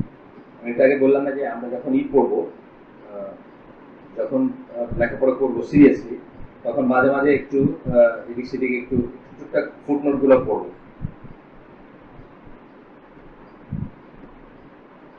ইমাম শাতিবি গ্রানাডার স্কলার ছিলেন। গ্রানাডা কি? স্পেন। এটা কি জানতেন সবাই? নতুন একটা জ্ঞান হলো, তাই না? আন্দালুস। হি ওয়াজ এ লিগ্যাল থিওরিস্ট। লিগ্যাল থিওরিস্ট মানে উসুলি যাদেরকে আমরা বলি, যারা মানে থিওরি নিয়ে কাজ করে, উসুল মানে প্রিন্সিপাল অফ ফিক নিয়ে কাজ করে। উসুল ফিক বলি আমরা, দুইটা আছে, একটা কিন্তু ফিক, একটা উসুল ফিক। ফিক হচ্ছে অ্যাকচুয়াল ফতোয়াটা কি, আর উসুল ফিক হচ্ছে কোন প্রিন্সিপালের উপর বেস করে এটা করবেন। যেমন ধরেন উসুল ফিকের স্কলার যারা, তারা নবুয়তের আগে রাসূল সাল্লাল্লাহু আলাইহি ওয়াসাল্লামের লাইফে কি করছেন এটা তাদের কাছে ইম্পর্টেন্ট কিছু না, কেননা ওইটা দিয়ে করছে ইম্পর্টেন্ট না, তাদের কাজের জন্য ইম্পর্টেন্ট না, কারণ ওইটা দিয়ে তারা কোনো রুল ডেরাইভ করতে পারবে না। নবুয়তের পরে আল্লাহ রাসূল যা বলছেন, যা করছেন, এইগুলো হচ্ছে লিগ্যাল থিওরির বেসিস, শরীয়তের থিওরির বেসিস। এগুলো দিয়ে আপনি বলবেন যে তাহলে এটা করা যাবে না, এটা করা যাবে, এটা দলিল, কিন্তু আগের গুলো দলিল না। একটা উদাহরণ দিলাম, লিগ্যাল থিওরি মানে উসুলি কাদেরকে বলে। হয়তো একটু বেশি হয়ে যাচ্ছে কথাটা, তারপর আমরা শুনলাম একদিন আর কি। তারপরে বলতেছেন কি, জুরিস্ট, মুজতাহিদ and opponent of innovation. Jurist ছিলেন, ফকিহ ছিলেন, উসুলি ছিলেন, ফকিহ ছিলেন, মুজতাহিদ আলেম ছিলেন, এবং ইনোভেশন বিদআতের এগেইনস্ট, ওনার বিদআতের কাজগুলোতে দেখবেন ওনার নাম অলওয়েজ আসবে। নাসিরুদ্দিন আলবানির এই যে এই যে 3 খণ্ডের যে এইটা আছে, নাসিরুদ্দিন আলবানির যে 3 না এখন 4 খণ্ড হয়ে গেছে, জাল জয়ীফ হাদিস আছে না, এটা সেকেন্ড খণ্ডে দেখেন। সেকেন্ড খণ্ডের শুরুতে শাতিবের কথা আছে, 17টা পয়েন্ট দিয়েছেন উনি বিদআতের ক্ষতি কি। সেকেন্ড খণ্ডটা শুরুর দিকে দেখবেন, ভূমিকার দিকে 17টা পয়েন্ট দিয়েছেন। আজকে দেখেন, তো বাসায় যারা আছে দেখে নেন। তো এখানে শাতিবের কথা আছে, শাতিবের বিদআতের উপর অনেক বড় কাজ আছে, বিদআতের এগেইনস্টে। তারপরে কি বলতেছেন যে he wrote a very original work entitled, এর নাম বললেন যাই হোক, he had other works, আল-ইতিসাম। আল-ইতিসামটার নাম আমরা সবাই জানি, বেশি বেশি শোনা যায়।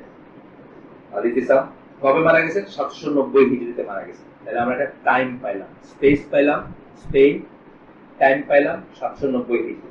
790 হিজরি মানে এখন থেকে রাফলি 700 বছর আগে পড়ে, বা 700 একটু প্লাস, না 700 মাইনাস একটু আগে, 650 বছর আগে পড়ে। 650 বছর আগে ধরলে আমরা ওইদিকে 1400 হবে, ইংরেজি হয়তো 1400 সামথিং হবে আর ওই স্পেনের শেষের দিকটা, 1400 দিকে তো শেষই হয়ে গেছে সব, 1400 শেষের দিকটা। তাহলে আমরা নতুন কিছু জানলাম ওনার সম্বন্ধে। এইভাবে স্কলারের কথা আমরা বলবো, এই নিয়ে কিন্তু অনেক বড় কাজ আছে, এই ভদ্রলোকের অনেক বড় কাজ আছে। মানে আলোচনা জমা ধরেন যে লাইনটা আছে যেটা, এখানে উনি খুব প্রমিনেন্ট, ধরেন হয়তো 100 জনের ভিতরে আসবেন, প্রথম 100 জনের ভিতরে আসবেন, অথবা প্রথম আরো কমের ভিতরে হয়তো আসতে পারেন, যারা প্রভাব ফেলছেন ইসলামের বিষয়ের উপর, বা যাদের কাজগুলো যে লেভেলে ধরেন ইবনে তাইমিয়ার নাম আসে, যে লেভেলে ধরেন ইবনুল কাইমের নাম আসে, যে লেভেলে ধরেন ওই শওকানির নাম আসে, আরো আছে না কতগুলো নাম ঘুরে ঘুরে আসে, ইমাম নওয়াবীর নাম আসে, এরকম ভাবে ওনার নাম আসবে আর কি। এই জন্য আমরা একটা সুযোগ পাইলাম, আপনাদের বললাম আজকে, হয়তো একটু সময় গেল, এরপরে আসেন। ইবনে তাইমিয়া বলতেছেন, if hardship occurs along his path, he will be rewarded in accordance with its amount. এটা জেনারেল কথা বলে তারপর ইবনে তাইমিয়া একটা কোটেশনে যাচ্ছে, কিন্তু নরমাল রাস্তায় যদি হার্ডশিপ আসে জীবনে, আপনার সেই জন্য আপনাকে রিওয়ার্ড পাবে না। অর্থাৎ ধরেন দানের কথাই বলি, যে লোকটার 1 কোটি টাকা আছে সে 100 টাকা দিল, যে লোকটার 1000 টাকা আছে সে 100 টাকা দিল, তফাৎটা কোথায় হলো? হার্ডশিপে কিন্তু একটা তফাৎ হলো, তাই না? 100 টাকা দিয়ে তার যেটুকু কষ্ট হওয়ার পসিবিলিটি আছে, 1 কোটি যারা আছে তার 100 টাকা দিয়ে তার মোটেই তার পসিবিলিটি নেই। তাহলে এই লোকটার রিওয়ার্ডটা আমরা এমনি কমন সেন্সেই বুঝি যে বড়, তাই না?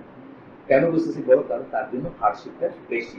এই হার্ডশিপটা আল্লাহ তার কাছে চান না, আল্লাহ তার কাছে চাইছেন যে সে সাদাকা করো, করতে গিয়ে তার একটা হার্ডশিপ আছে, এবং হার্ডশিপটা হওয়াতে তার কিন্তু রিওয়ার্ডটা বেশি হবে। এইটাই আর কি আমরা যেটা বলতেছিলাম। ইবনে তাইমিয়া কোটেশনটা পড়বো ইনশাআল্লাহ। মুহিতকে জিজ্ঞেস করে একটা কথা, আপনি কি বোর্ড ফিল করতেছেন? বেশি একাডেমিক হচ্ছে নাকি কথা বলতে? আমি জিজ্ঞেস করি মাঝে মাঝে, কারণ একজন আসলেন এখানে, তার আগে আমি ওটা নিয়ে আলাপ করেছি। শিবলি মেয়েদের একটা মেইল দিয়েছিল, দেখছেন নাকি? আমি বলছিলাম যে অনেকে এই যে ধারাবাহিক এটাকে মনে করতেছেন খুব একটা ফলপ্রসূ না, তারা মনে করতেছেন যে খুব কঠিন হয়ে যাচ্ছে বা একাডেমিক হয়ে যাচ্ছে, তো একজন আসছে, ওই দিনে আমি ওটা ডিসকাস করতে চাই, মনে হ্যাঁ আজকেরটা আমার কাছে মনে হচ্ছে জীবনের সাথে রিলেভেন্ট। প্রথম দিন যখন আসছি তখন মনে হয় না। এটা তো দোষ আমার না, কিন্তু দোষটা ওনার, যিনি বলছেন কথাটা। ওনার মাইন্ডসেটটা ওরকম না। ওনার মাইন্ডসেটটা থাকতে হবে আসবো, বসবো, শিখবো, একটু একটু করে শিখবো, ওয়ান এট এ টাইম শিখবো। একদিনে সব হয়ে যাবে না। একদিনে হয়ে গেলে ওই সাহাবীরা করছেন, শুনছেন না কিভাবে 6 বছর লাগছে সূরা বাকারা। কি করছেন? 6 আয়াত 12 আয়াত শিখছেন, ওইটাকে ইমপ্লিমেন্ট করছেন, তার আগে অন্যটাই জানবেন, ওটা ইমপ্লিমেন্ট লাইফে করে তারপর পরটা গেছে। বুঝছেন না ব্যাপারটা? 6 বছর ধরে একটা সূরা শিখছেন, আমরা চাই একদিনে পুরোটা পাল্লা শেষ করে। আমাদের খতম গুলো এখন 7x 10x হয়ে গেছে না, 10x স্পিডে খতম আর কি। 10 জনে 3 পারা করে করলেন, 10x স্পিডে খতম হয়ে গেল, শেষ কোরআন। মানে এগুলো এসে টার্মস, স্পিড নিয়ে যারা এই করে তাদের টার্মস। ম্যাট্রিক্স না, স্পিড, ম্যাট্রিক্স আছে, স্পিড একটা মুভি তো আছে স্পিড নামে, স্পিডের ফিলিং। ইভেন তাই কি বলতেছেন? The deed having hardship is not the cause for the merit and preference. একটা কাজে হার্ডশিপ আছে, কষ্ট আছে, এইটা প্রেফারেন্সের জন্য অথবা মেরিটের জন্য কোনো ব্যাপার না। মেরিট এবং প্রেফারেন্স দুইটা কথা বলছেন, মানে কষ্ট থাকার জন্য এটা বেটার জিনিস সেটা আমরা বলবো না। আর আরেকটা বলছেন প্রেফারেন্সের জন্য, আমি এ আর বি এর ভিতর প্রেফার করবো, সেটাও যেন না, কষ্টটা যেন এটা ফ্যাক্টর না হয়। But a meritorious deed could be a hardship, কিন্তু ওই যেটা বললাম যে একটা ভালো ডিড করতে গিয়ে হার্ডশিপ হতে পারে, কাজ হইতেই পারে। and its merit is due to some reason other than its hardship, কিন্তু মেরিটটা কিন্তু হার্ডশিপের জন্য না, অন্য জিনিসের জন্য, শুধুমাত্র হার্ডশিপ জন্য না। এই যে পরীক্ষা দিয়ে বাপ মা দিয়ে যে উদাহরণটা দিলাম, এটার কষ্টটার জন্য না, যতটুকু করলে তার ভালো রেজাল্ট হইতো ততটুকু কষ্ট করলে তার জন্য না।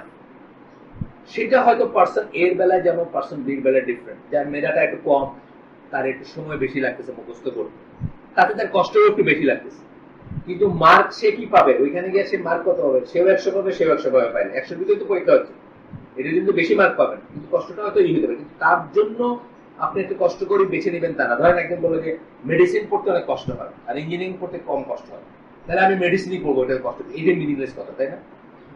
এটা কোনো মিনিং নেই কথা, এইরকম ব্যাপার। তারপরে বলতেছেন যে ইবন তাইমিয়ার প্যাসেজ পড়তেছি আমরা, preserving in it with its hardship increases its reward and recompense.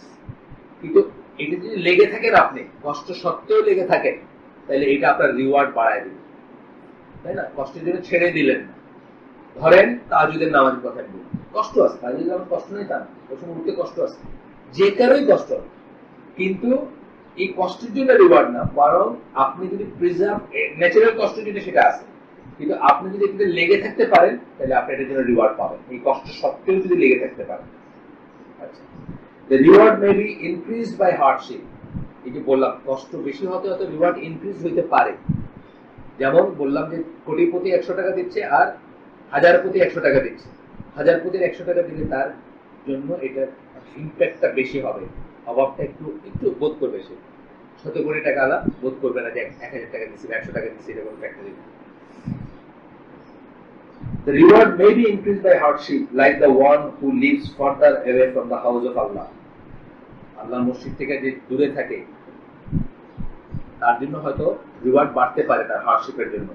Having a greater reward for Hajj and Umrah than one who lives closer.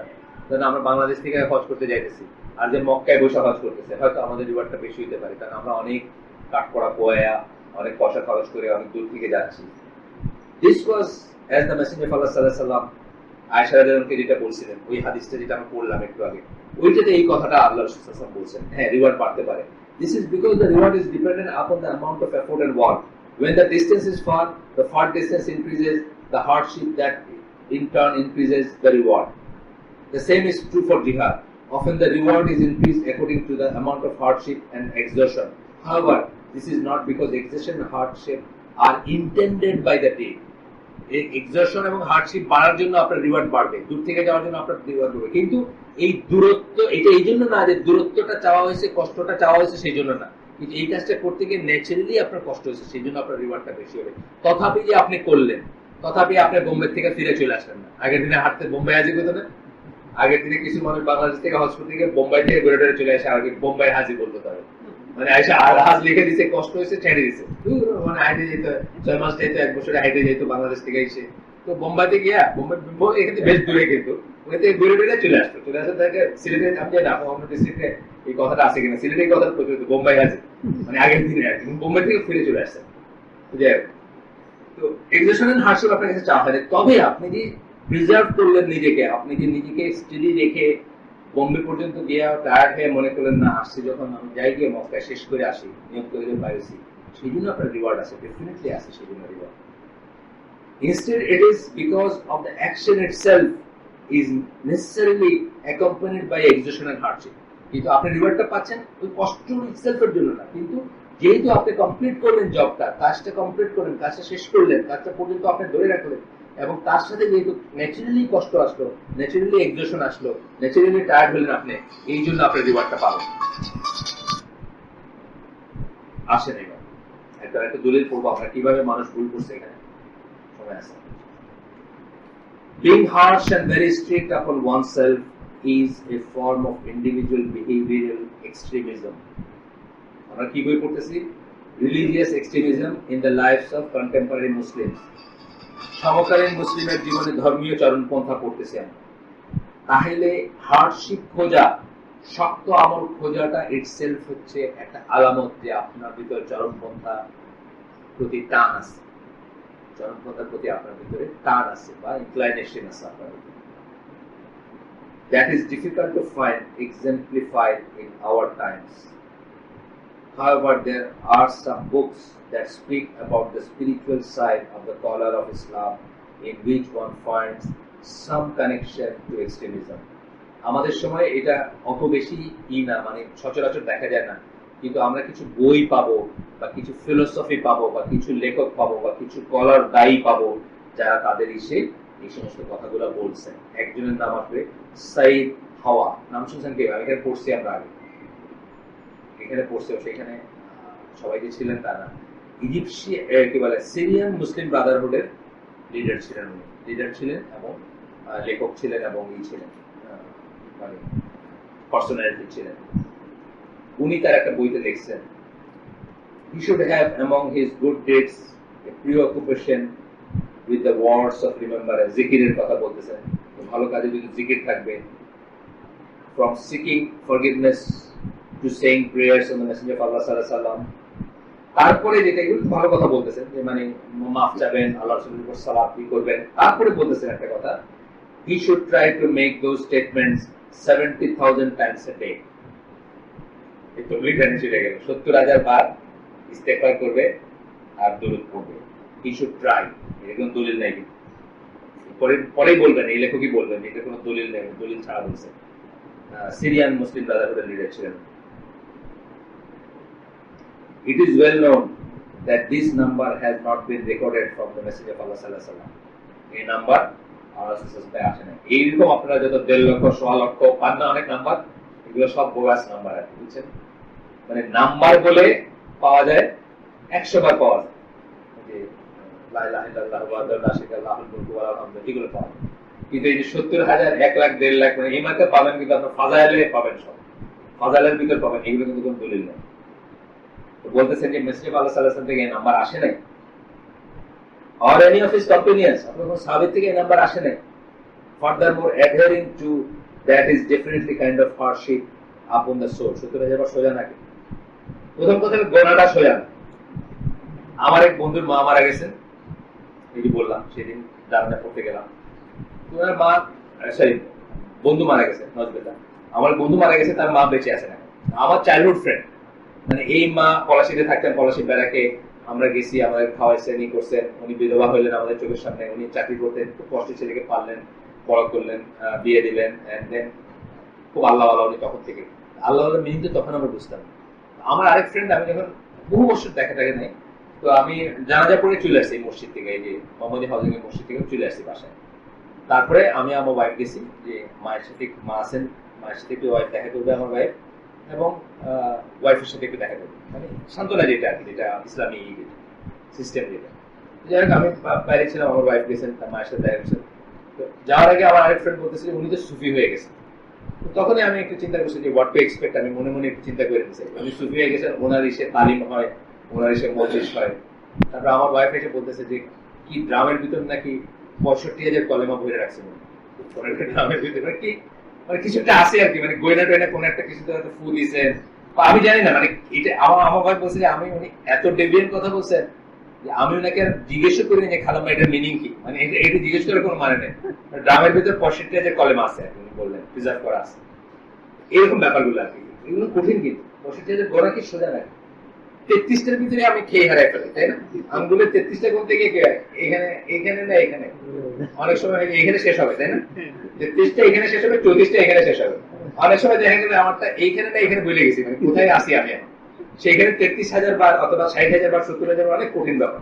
এটাই বলতেছেন ফার্দারমোর adhering to that is definitely a kind of hardship upon the soul, আপনার আত্মার উপর, আপনার নফসের উপর এটা একটা হার্ডশিপ যে আপনি 70,000 বার গুনবেন আর কাটবেন, এটা ট্র্যাক রাখবেন। এরপরে সাবহেডিংটা হচ্ছে, এটা খুব খেয়াল করার ব্যাপার, forbidding the good and pure things. এটা খেয়াল করার ব্যাপার, থিওরিটিক্যাল লেভেলে খেয়াল করার ব্যাপার, প্র্যাকটিক্যাল লেভেলে পরে আসবো আমরা। থিওরিটিক্যাল লেভেলে বুঝতে হবে যে আবারও বলতেছে আল্লাহ স্যাডিস্ট না, আল্লাহ চান আপনি আপনার লাইফ এনজয় করেন, ভালো জিনিসগুলো সব এনজয় করেন, জীবনে ভালো জিনিসগুলো সব গ্রহণ করেন। বাট ভালো এবং মন্দটা আপনি অনেক সময় বোঝেন না, আপনার সে জ্ঞান নেই। আপনার সিগারেট খেতে ভালো লাগে, কিন্তু এই সিগারেটটা যে ভালো না এটা বুঝতে বুঝতে 40 বছর বয়স হয়ে যায়, তাই না? সিগারেট খেতে ভালো লাগে, কিন্তু যে ভালো না বুঝতে বুঝতে 40 বছর বয়স হয়ে গেছে।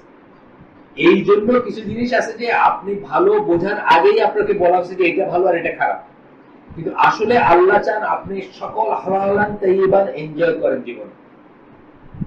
আবার আমি দাম্পত্য সম্পর্কে ফিরে আসতেছি 1 মিনিটের জন্য। আমি যখন এটা পড়াশোনা করলাম, আমি দেখলাম যে ইসলামের মতো লিবারেল ব্যাপার নাই। Almost anything is allowed in Islam between husband and wife except 2 things. একটা হচ্ছে সডমি, আর একটা হচ্ছে মেনস্ট্রুয়াল সাইকেলে ফিজিক্যাল রিলেশন। আর any which way you like it is open for you. এটা আমি কিন্তু আমার নতুন জ্ঞান। আমি যখন পড়াশোনা করতে গেছি মানুষের প্রশ্ন জিজ্ঞেস করে, এটা করা যাবে নাকি, এটা করা যাবে, ওইটা হওয়া যাবে, বুঝছেন, অনেক কিছু জিজ্ঞেস করে। Anything and everything is possible, মানে জায়েজ, বিটুইন জায়েজ রিলেশন, হালাল হিসেবে।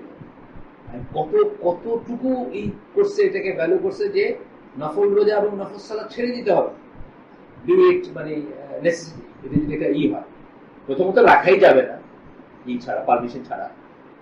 আর দ্বিতীয়ত হচ্ছে যে রেখেও ফেলছে, বলতে ছেড়ে দিতে হবে, ভেঙে ফেলতাম। আপনি চিন্তা করেন, মানে জিনিস করে এইবার হালাল তাইয়িবা, যা কিছু হালাল এবং যা কিছু ভালো আল্লাহ সুবহানাহু ওয়া তাআলা চান মানুষ তার সব এনজয় করবে, সব এনজয় করবে। তবে মানুষের বুঝে ভালোটা অনেক সময় ঠিক না হইতে পারে। আমি যেটা অনেক সময় আপনাদের বলি যে নবী পয়গম্বরের বুঝে ভালো আর ভালো লাগাটা তাদের এক। তাদের যেটা ভালো লাগে দেখবেন ওইটাই ভালো, আর তাদের ভালো যেটা সেটাই ন্যাচারালি তাদের ভালো লাগে। আপনার আমার কিন্তু সেটা নেই।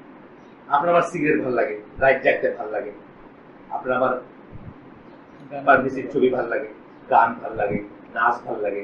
কারণ আমরা ভালোটা বুঝতে বুঝতে অনেক সময় চলে যায়, 20, 30, 40, 50 বছর বয়স হয়ে যায় বুঝতে বুঝতে। কিন্তু আল্লাহ এটার জন্য 50 বছর হওয়ার জন্য রাখেন না। এই জন্য উনি ভালো লাইনটা বলে দিছে, এই লাইনটা হচ্ছে ভালো। কিন্তু আল্লাহ স্যাডিস্ট না, আল্লাহ আপনাকে কষ্ট দিয়ে সুখ পান না। আল্লাহ আপনাকে কষ্ট দেওয়াটা আল্লাহর সৃষ্টির কোনো উদ্দেশ্য না, এবং আপনাকে কোনো প্লেজার থেকে আল্লাহ বঞ্চিত রাখতে চান না, যে প্লেজারটা আপনার জন্য ভালো, যে প্লেজারটা আপনার জন্য হালাল আর তাইয়িবা। এটা এখনকার আমাদের যেটা আসবে, এটা হেডিংই হচ্ছে forbidding the good and pure things. Good and pure things, হালাল আর তাইয়িবান যেটা, এটাকে নিষেধ করাটা হচ্ছে একটা এক্সট্রিমিজম। যারা এটাকে নিষেধ করবে, যারা এটাকে ডিসকারেজ করবে, এটা একটা এক্সট্রিমিজম। হ্যাঁ, এটাও আল্লাহ বলছেন যে অপচয়কারী শয়তানের ভাই, সেটা একটা আলাদা ক্লজে আসবে। এনজয় করা আর অপচয় করা দুইটা এক না। আমি চুলা জ্বালায়া ভাত রান্না করব, হালাল তাইয়িবা এনজয় করতেছি। আমি চুলা জ্বালাইলাম, গ্যাসে ভাত রান্না করব, ভিজা লাকড়ি দিয়ে রান্না করতে গেলে আমার চোখে দিয়ে পানি ঝরতো, নাক দিয়ে পানি ঝরতো, আমার সময় যেত, আমার হাজবেন্ডের জন্য টাইম যেত, আমার বাচ্চা দেখার টাইম যেত। ধরেন একজন মহিলার পয়েন্ট অফ ভিউতে আমি বলতেছি, আমার একটা গ্যাস আছে, গ্যাসের কাঠি জ্বালাইলাম, ভাত করলাম, হালাল তাইয়িবা এনজয় করলাম, আল্লাহ না করেন। বাট 5 মিনিট ভাত রেখে বাকি 23 ঘন্টা 55 মিনিট চুলাটা জ্বালায় রেখে দিলাম যে একটা মেসের কাটে আবার জ্বালাইতে হবে, সেই জন্য এইটা হচ্ছে শয়তানের ঢাল। বুঝছেন না? এনজয় করে একটা জিনিস আর অপচয় করে একটা জিনিস, এই জন্য আমরা মিক্স না করে ফেলি। মিক্স করে ফেললে দেখবে যে আমরা হারাই ফেলতেছি পথ। আমাদের অনেক মনে হবে যে আল্লাহ এই মাত্র বললো যে আল্লাহ কিছু না করেন না, তো আমার তো মেসের কাটে জ্বালাইতে কষ্ট হয়, আমি একবারে জ্বালাই রেখে দিলাম চুলাটা, অসুবিধা কি আছে, তাই না?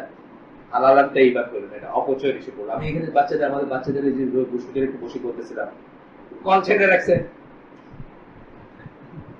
আয়নায় দেখতেছেন কল দিয়ে পানি পড়তে, দরকার নেই। আপনার মুখটা এরকম করার জন্য তো কলের পানি ছাড়া দরকার নেই। আপনি ব্রাশটা ভিজেছেন, বন্ধ করেন, বন্ধ করে আপনি দেখেন যতক্ষণ দেখলেন, দেখে ব্রাশটা আবার চালান, আবার পারেন না? এইরকম একটা গ্লাস না একটু বড় 330 মিলিলিটার দিয়ে রাসূল মজু করতেন, আমরা কত মিলিলিটার করি হিসাব নেই কোনো, গ্যালন না, গ্যালন আসবে আমাদের কত গ্যালন, 5000 মিলিলিটার। হ্যাঁ 5 লিটার হতেই পারে, 5 লিটার পানি তো করতেই পারি, কোনো ব্যাপারই না। আমাদের প্রত্যেকবার পেশাব করলে ফ্লাশ করি হলো 2 লিটার 3 লিটার, বুঝছেন, আরো বেশি হয়। সুতরাং হালাল তাইয়িবান একটা কথা, এনজয় করা, অপচয় একটা কথা, আমরা যেন এটা মিলায় না ফেলি। এনজয় করতে আল্লাহ না করেননি, অপচয় করতে আল্লাহ না করছেন। আসেন আয়াত আসতেছে, আল্লাহ বলেন we have honored the sons of Adam, আমরা আদম সন্তানকে সম্মানিত করছি, provided them with transport on land and sea, জমিনে এবং সমুদ্রে ট্রান্সপোর্ট দেয়া, বাহন দেয়া, জাহাজ দেয়া, উড দেয়া, BMW দেয়া, প্লেন দেয়া, whatever, যাই এখানে যে ফর্ম আছে, given them the sustenance, given them for sustenance, রিজিকের জন্য তাদেরকে দিছি গুড এন্ড পিওর, যেটা আপনাকে বললাম হালাল তাইয়িবান কথাটা আল্লাহ এখানে ইউজ করছেন যায় না, বাট এই কথাটা আল্লাহ ইউজ করছেন গুড এন্ড পিওর বলে। এখানে হয়তো তাইয়িবান বলছেন, আচ্ছা আরো বলছেন অন্য একটা টার্ম ইউজ করছেন, যাই ফাদ্দালনা, আচ্ছা সম্মানিত করছি, নাসিরা মুম্মান খালাকনা, হালাল তাইয়িবান এক্স্যাক্টলি এই শব্দটা ইউজ করেন নাই, তাইয়িবান করছেন কিন্তু হালালান এখানে ইউজ করেন নাই, অন্যত্র করবেন না। তো বলতেছেন যে গুড এবং পিওর জিনিস দিয়ে আমরা তাদেরকে এই করছি, রিজিক দিছি, and comfort on them special favours, এবং তাদেরকে স্পেশালি ফেভার করছি above a great part of our creation, অন্যান্য মাখলুকাতের উপরে তাদেরকে ফেভার করছি। সত্যি কথা, যেটা আমরা বুঝি, এমনি বুঝি। খালি গিফট অফ স্পিচটা চিন্তা করেন, আপনি যে কথা বলতে পারেন, লিখতে পারেন, লিখে রেখে যেতে পারেন, কথা বলতে পারেন, কমিউনিকেট করতে পারেন, অনেক বড় একটা জিনিস না, অনেক বড় একটা জিনিস না। গিফট অফ স্পিচ ইউনিক একটা জিনিস, এই জন্য বললাম। আরেকটা আয়াত সূরা মুলকের 2 নম্বর আয়াত, আল্লাহ বলতেছেন he who created death and life, আল্লাহ যিনি কি করছেন, জন্ম এবং মৃত্যু, মৃত্যু এবং জন্ম, মৃত্যু আগে বলছেন, এর কোনো সিগনিফিকেন্স আছে নাকি?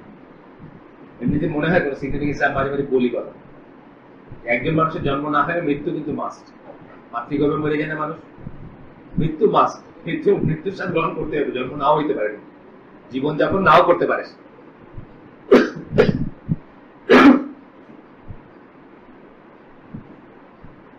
That he may try which of you is best in deed, আপনাকে যেন কে বেশি ভালো, কাজে ভালো, আমলে ভালো, তার আমল যেন এই করতে পারেন, এই জন্য জীবন মৃত্যু দিয়ে আল্লাহই করছে। And he is exalted in might of forgiving, এখানে বলতেছেন trials and examination of the servants of Allah is the fact that Allah has made all their acts fall in one of the 4 rulings. এরপরে বলতেছেন এই দুইটা আয়াতকে সমন্বয় করতে গিয়ে বলতেছেন যে আল্লাহ আমাদেরকে জীবন দিয়েছেন, মৃত্যু দিয়েছেন, জীবনের ভিতরে কি আসবে, সমস্ত নিয়ামতগুলো কিন্তু আসবে, সব নিয়মগুলো আসবে না, কিভাবে নিলেন, কতটুকু নিলেন, ঠিক মতো নিলেন কিনা, বাড়াবাড়ি করলেন কিনা, নেওয়াতে অথবা না নেওয়াতে, দুইটাই সবকিছু আসবে। এখানে বলতেছেন যে মানুষের সকল কাজ, এই নিচে আমরা 4টা জিনিস পড়বো, খেয়াল করে শুনবেন, এই 4 ক্যাটাগরির একটাতে পড়বে। প্রথম ক্যাটাগরি কি, obligatory acts concerning which it is forbidden to miss them, ফরজ বা ওয়াজিব কাজ যেটা মিস করাটা নিষিদ্ধ, সালাত, সওম বা সিয়াম, মানে যাকাত, হজ, যার যেটা অ্যাপ্লিকেবল, মিস করাটা নিষিদ্ধ। 2 number, the limits set concerning which it is forbidden to transgress them. যে লিমিট সেট করা হয়েছে, হুদুদ হাত বলে না, আল্লাহ সীমা বেঁধে দিয়েছে, অনেক কিছু সীমা বেঁধে দিয়েছে, যে সীমাগুলা আমাদের জন্য ক্রস করাটা হারাম বা নিষিদ্ধ। তাহলে আমরা ক্রস করলাম কি করলাম না, এর ভিতরে একটা ব্যাপার আছে, তাই না? 4টা ক্যাটাগরিতে পড়বে আপনার কাজগুলা বলতেছে। আরেকটা বলতেছেন forbidden acts concerning which it is obligatory to refrain from. নিষিদ্ধ কাজ একটা বলে সীমা লঙ্ঘন, একটা বলে নিষিদ্ধ কাজ যেটা আপনার জন্য ওয়াজিব ছিল বেঁচে থাকা, এটা সরে থাকা, সেই কাজটা আপনি করলেন, মানে আপনার কাজটা 4 ক্যাটাগরি একটাতে হবে। আরেকটা বলতেছেন the permissible acts concerning which there is silence from the lawgiver. মুবাহ যেটাকে আমরা বলি, পারমিসিবল যেটাকে বলি, পারমিট করা হয়েছে, আপনার জায়েজ, যে সময় আল্লাহ চুপ থাকছেন এমন কাজ আছে না, উনি ওই তোয়ালেটা হাঁটুর উপরে নিয়ে বসে আছেন, এই কাজটার সম্বন্ধে আল্লাহ কিছু বলছেন? বলেন না, চুপ থাকছে, জায়েজ, পারমিসিবল, মুবাহ, যেটা নিয়ে আল্লাহ নিষেধও করেন নাই, করতেও বলেন না। তাহলে 4 ক্যাটাগরি। আরেকবার শুনি, ফরজ বা ওয়াজিব যেটা ত্যাগ করা হারাম, ত্যাগ করতে পারবেন না, ত্যাগ করা নিষিদ্ধ। তারপরে বলতেছেন যে লিমিটের ভিতর থাকা, কোন কোন কাজে লিমিটের ভিতর থাকা, যেখানে লিমিট ক্রস করাটা হারাম, লিমিটের ভিতর থাকা। যেমন তোমার দাম্পত্য সম্পর্কের কথা বললাম, আল্লাহ অনেক কিছু পারমিট করছেন, তারপরেও কিন্তু একটা লিমিট সেট করছেন, ওই লিমিটের বাইরে যাওয়াটা হারাম, তাই না? ট্রান্সলেট করবেন না, খেয়াল রাখবেন। 3 নম্বর বললেন যে নিষেধ করছেন কিছু কাজ, যেটা ত্যাগ করাটা আপনার জন্য ফরজ, ত্যাগ করাটাই ফরজ, ব্যভিচার ত্যাগ করাটাই ফরজ, সুদ ত্যাগ করাটাই ফরজ, এগুলো আছে না কতগুলো কাজ। আর আরেকটা হচ্ছে কি পারমিসিবল, মুবাহ, যেটা নিয়ে আল্লাহ সুবহানাহু ওয়া তাআলা চুপ থাকছে, এবং চুপ থাকা জিনিসটাকে আমরা ধরে নিব যে এটাকে মারছি। এই জন্য রাসূল সাল্লাল্লাহু আলাইহি ওয়াসাল্লাম বেশি প্রশ্ন করে না, আমারে বেশি প্রশ্ন করলে আমি যেটা বলে দিই মুখ দিয়ে বাইরে হয়ে যাবে, এটা ফরজ হয়ে যায়। কম প্রশ্ন করবা, কম খোঁচাইবা, কম ডিক করবা। আজও কিন্তু তাই, আপনার দেখবেন যে মন্দিরের বাইরে বা সাকলাবাদের জন্য প্রশ্ন করে মানুষ পায়, যখন আর কি ফ্রি যখন পায়, আমরা তো ফ্রি প্রশ্ন করতে দেই না, আমরা তো লিখিত প্রশ্ন, একটু ফ্রি পাইলে দেখবেন একটা করে করতে করতে প্রশ্ন শেষ হয় না, তাইলে এটা মানে যত করতেছেন আপনি কিন্তু কঠিন করে দিচ্ছেন আপনার জন্য জীবনটা। স্পেশালি অথরিটি আলা যার কাছে যখন করতেছেন, নিটিগ্রিটি চলে যাচ্ছে না, আল্লাহর মতো কারোর কাছে যখন করতেছেন, ওই যে কোরআনের গল্পটা আছে, ওই গরু স্যাক্রিফাইস করতে বলছেন ইহুদিদের, তো কি ইয়াং নাকি ছেলে নাকি মেয়ে নাকি হলুদ নাকি লাল নাকি, মানে ওইসব করে ডিফিকাল্ট করে দিল লাইফটা, এরকম হয়। হাদিস আসতেছে একটা, এটি শেষ করে দিব আমরা ইনশাআল্লাহ। আবু দারদা রাদিয়াল্লাহু আনহুর বর্ণনায় একটা হাদিস আসছে আল্লাহ রাসূল সাল্লাল্লাহু আলাইহি ওয়াসাল্লাম থেকে, whatever Allah allowed in his book is permissible. আল্লাহ তার বইয়ে কিতাবে যা কিছু অ্যালাউ করেছেন permissible, and what he forbade is forbidden. কতগুলো বলছেন allowed, permissible, কতগুলো নিষেধ করছেন, হারাম করছেন, হারাম। What he was silent about is forgiven. যার সম্বন্ধে চুপ থাকছেন, মাফ করে দিয়েছেন, মানে এটা কোনো আপনার কোনো সমস্যা নেই। So except from Allah his forgiveness, আল্লাহ যদি থেকে ছাড় দিয়েছেন, এটা অ্যাকসেপ্ট করেন, রুমালটা হাতের উপরে রেখে বসে, কোনো সমস্যা নেই। মানে আমি মানলেন কাজ বললাম, ধরেন আমাকে আইসক্রিম খাইতে ইচ্ছা করতেছে, হ্যাঁ আমি বাহুল্য করবো না, আমি অপব্যয় করবো না, আমি এটা করবো না, কিন্তু আল্লাহ তো চুপ থাকছেন, আল্লাহ বলেন তো আইসক্রিম কোনো ক্লোজ আইসক্রিম কিন্তু হারাম ফলাইতে পারবে না, এক্সেপ্ট যদি ওটাতে সুরের চর্বি থাকে, কিন্তু অন্য জিনিস এটা এমনি হারাম, এটা বলার কিছু নেই। কিন্তু এটা আইসক্রিম এক্সেপ্ট করেন, আইসক্রিম একটা এজ এ মেটেরিয়াল, আমার গরমের ভিতরে ইচ্ছা করতেছে এমদাদ ভাইরে বলে একটা আইসক্রিম খাওয়ান, না আইসক্রিম মুসলমানের এইসব এত ঠান্ডা জিনিস, মুসলমানের এত এত মজার জিনিস খেতে হবে না, আল্লাহটাই এবার আল্লাহ তো চুপ থাকছেন, আল্লাহ চুপ থাকছেন, আমরা আল্লাহ ফরগিভনেসটা নিব, আমরা খাবো, হ্যাঁ লাক্সারিতে পড়লে খাবো না, কুফফারের অনুকরণ হলে খাবো না, এগুলো ঠিক আছে, এগুলো কতগুলো জিনিস আছে। আমার যদি আইসক্রিম খেলে যদি মনে হয় যে আমি কুফফার, তাহলে আমি এটা খাবো। গ্লাসে পানি খাইতে বলছি, খাইতে পারি, কুবুন আকুয়াবুন এইসব তো আরবি শব্দ, সব গ্লাসের শব্দ, ফিনজানুন গ্লাসের শব্দ, গ্লাসের জন্য আরবিক শব্দ, কাপের জন্য আরবিক শব্দ বললাম। এই গ্লাসে পানি খাওয়ার সমস্যা আছে নাই, কিন্তু আমি এখন একটা মদের গ্লাসে পানি খাইছি, এইটা কিন্তু একটু চিন্তার ব্যাপার আছে, আছে না? কেন আছে দেখেন, বাদশাহ আব্দুল্লাহ বুঝদের সাথে কোন একটা জায়গায় গিয়া কি একটা খাইছে, আল্লাহ আলম কি খাইছে, সে তাকফিরেরা সব বইলে বেড়াইতে সে মদ খাইছে, কারণ গ্লাসটা ছিল ওইটা।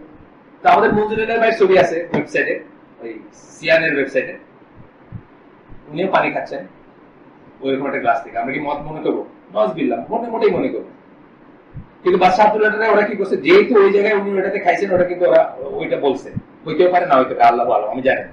তাইলে একজন মুসলমান মদের গ্লাস সদৃশ্য গ্লাসে পানি খাওয়ার আগে দুইবার চিন্তা করার আছে না, ইভেন দো এটা হয়তো সরাসরি আল্লাহ বলেন না। কেন? এটা কুফারের সাথে একটা মিল।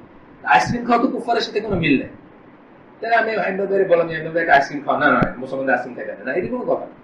হালাল তাইয়িবান যদি হয় এটা আমার জন্য পারমিশন, আমি এটা থেকে নিজেকে ই করবো না। এই বললেন যে আল্লাহ যা মাফ করে দিচ্ছেন এটা গ্রহণ করো, এটা গ্রহণ না করাটা একটা ফুটানি, এটা গ্রহণ না করা ফুটানি, মানে তুমি আল্লাহর চেয়ে বেশি বুঝলা। আল্লাহ তোমাকে যে দয়া দেখাইতে চাইলে তুমি বলতেছো যে না আমার আপনার দয়া দরকার নেই, আমি আমি ঠিক আছে, না এটা নিয়ম। যেখানে যে রুখসত দিচ্ছে সেটা নেওয়া উচিত। Verily Allah has never been forgetful. এটা মনে করেন না যে আল্লাহ ভুলে গেছে। আল্লাহ যে চুপ থাকছে মনে মনে আল্লাহকে আইসক্রিমের কথা জানতে নাকি, তখন আইসক্রিম না, আল্লাহ আইসক্রিমের কথা তখন জানতে। আল্লাহ ভুলেনও নাই যে আইসক্রিমের কথা বলার দরকার ছিল, যে এই মুসলমানরা তোমরা আইসক্রিম খায় না, কিন্তু আমি বলে দিচ্ছি, তাও না। আল্লাহ ভুলেনও নাই, আল্লাহ সব জানেন, আগেই জানতেন। আমাদের সৃষ্টি করার 50,000 বছর আগে লিখে রাখছেন যে আমরা আজকে দুটো এখানে আলাদা করবো, সুতরাং আইসক্রিম যে হবে এটাও আল্লাহ জানতেন। কিন্তু যাই না আল্লাহ চুপ থাকছেন মানে ইট ইজ পারমিশন, আপনি সেটা গ্রহণ করবেন। সুবহানাকা আল্লাহুম্মা ওয়া বিহামদিকা আশহাদু আল্লা ইলাহা ইল্লা আনতা আস্তাগফিরুকা ওয়া আতুবু ইলাইক। আসসালামু আলাইকুম ওয়া রাহমাতুল্লাহ। আসেন, এদিকে আসেন, অনেকদিন পরে দেখলাম।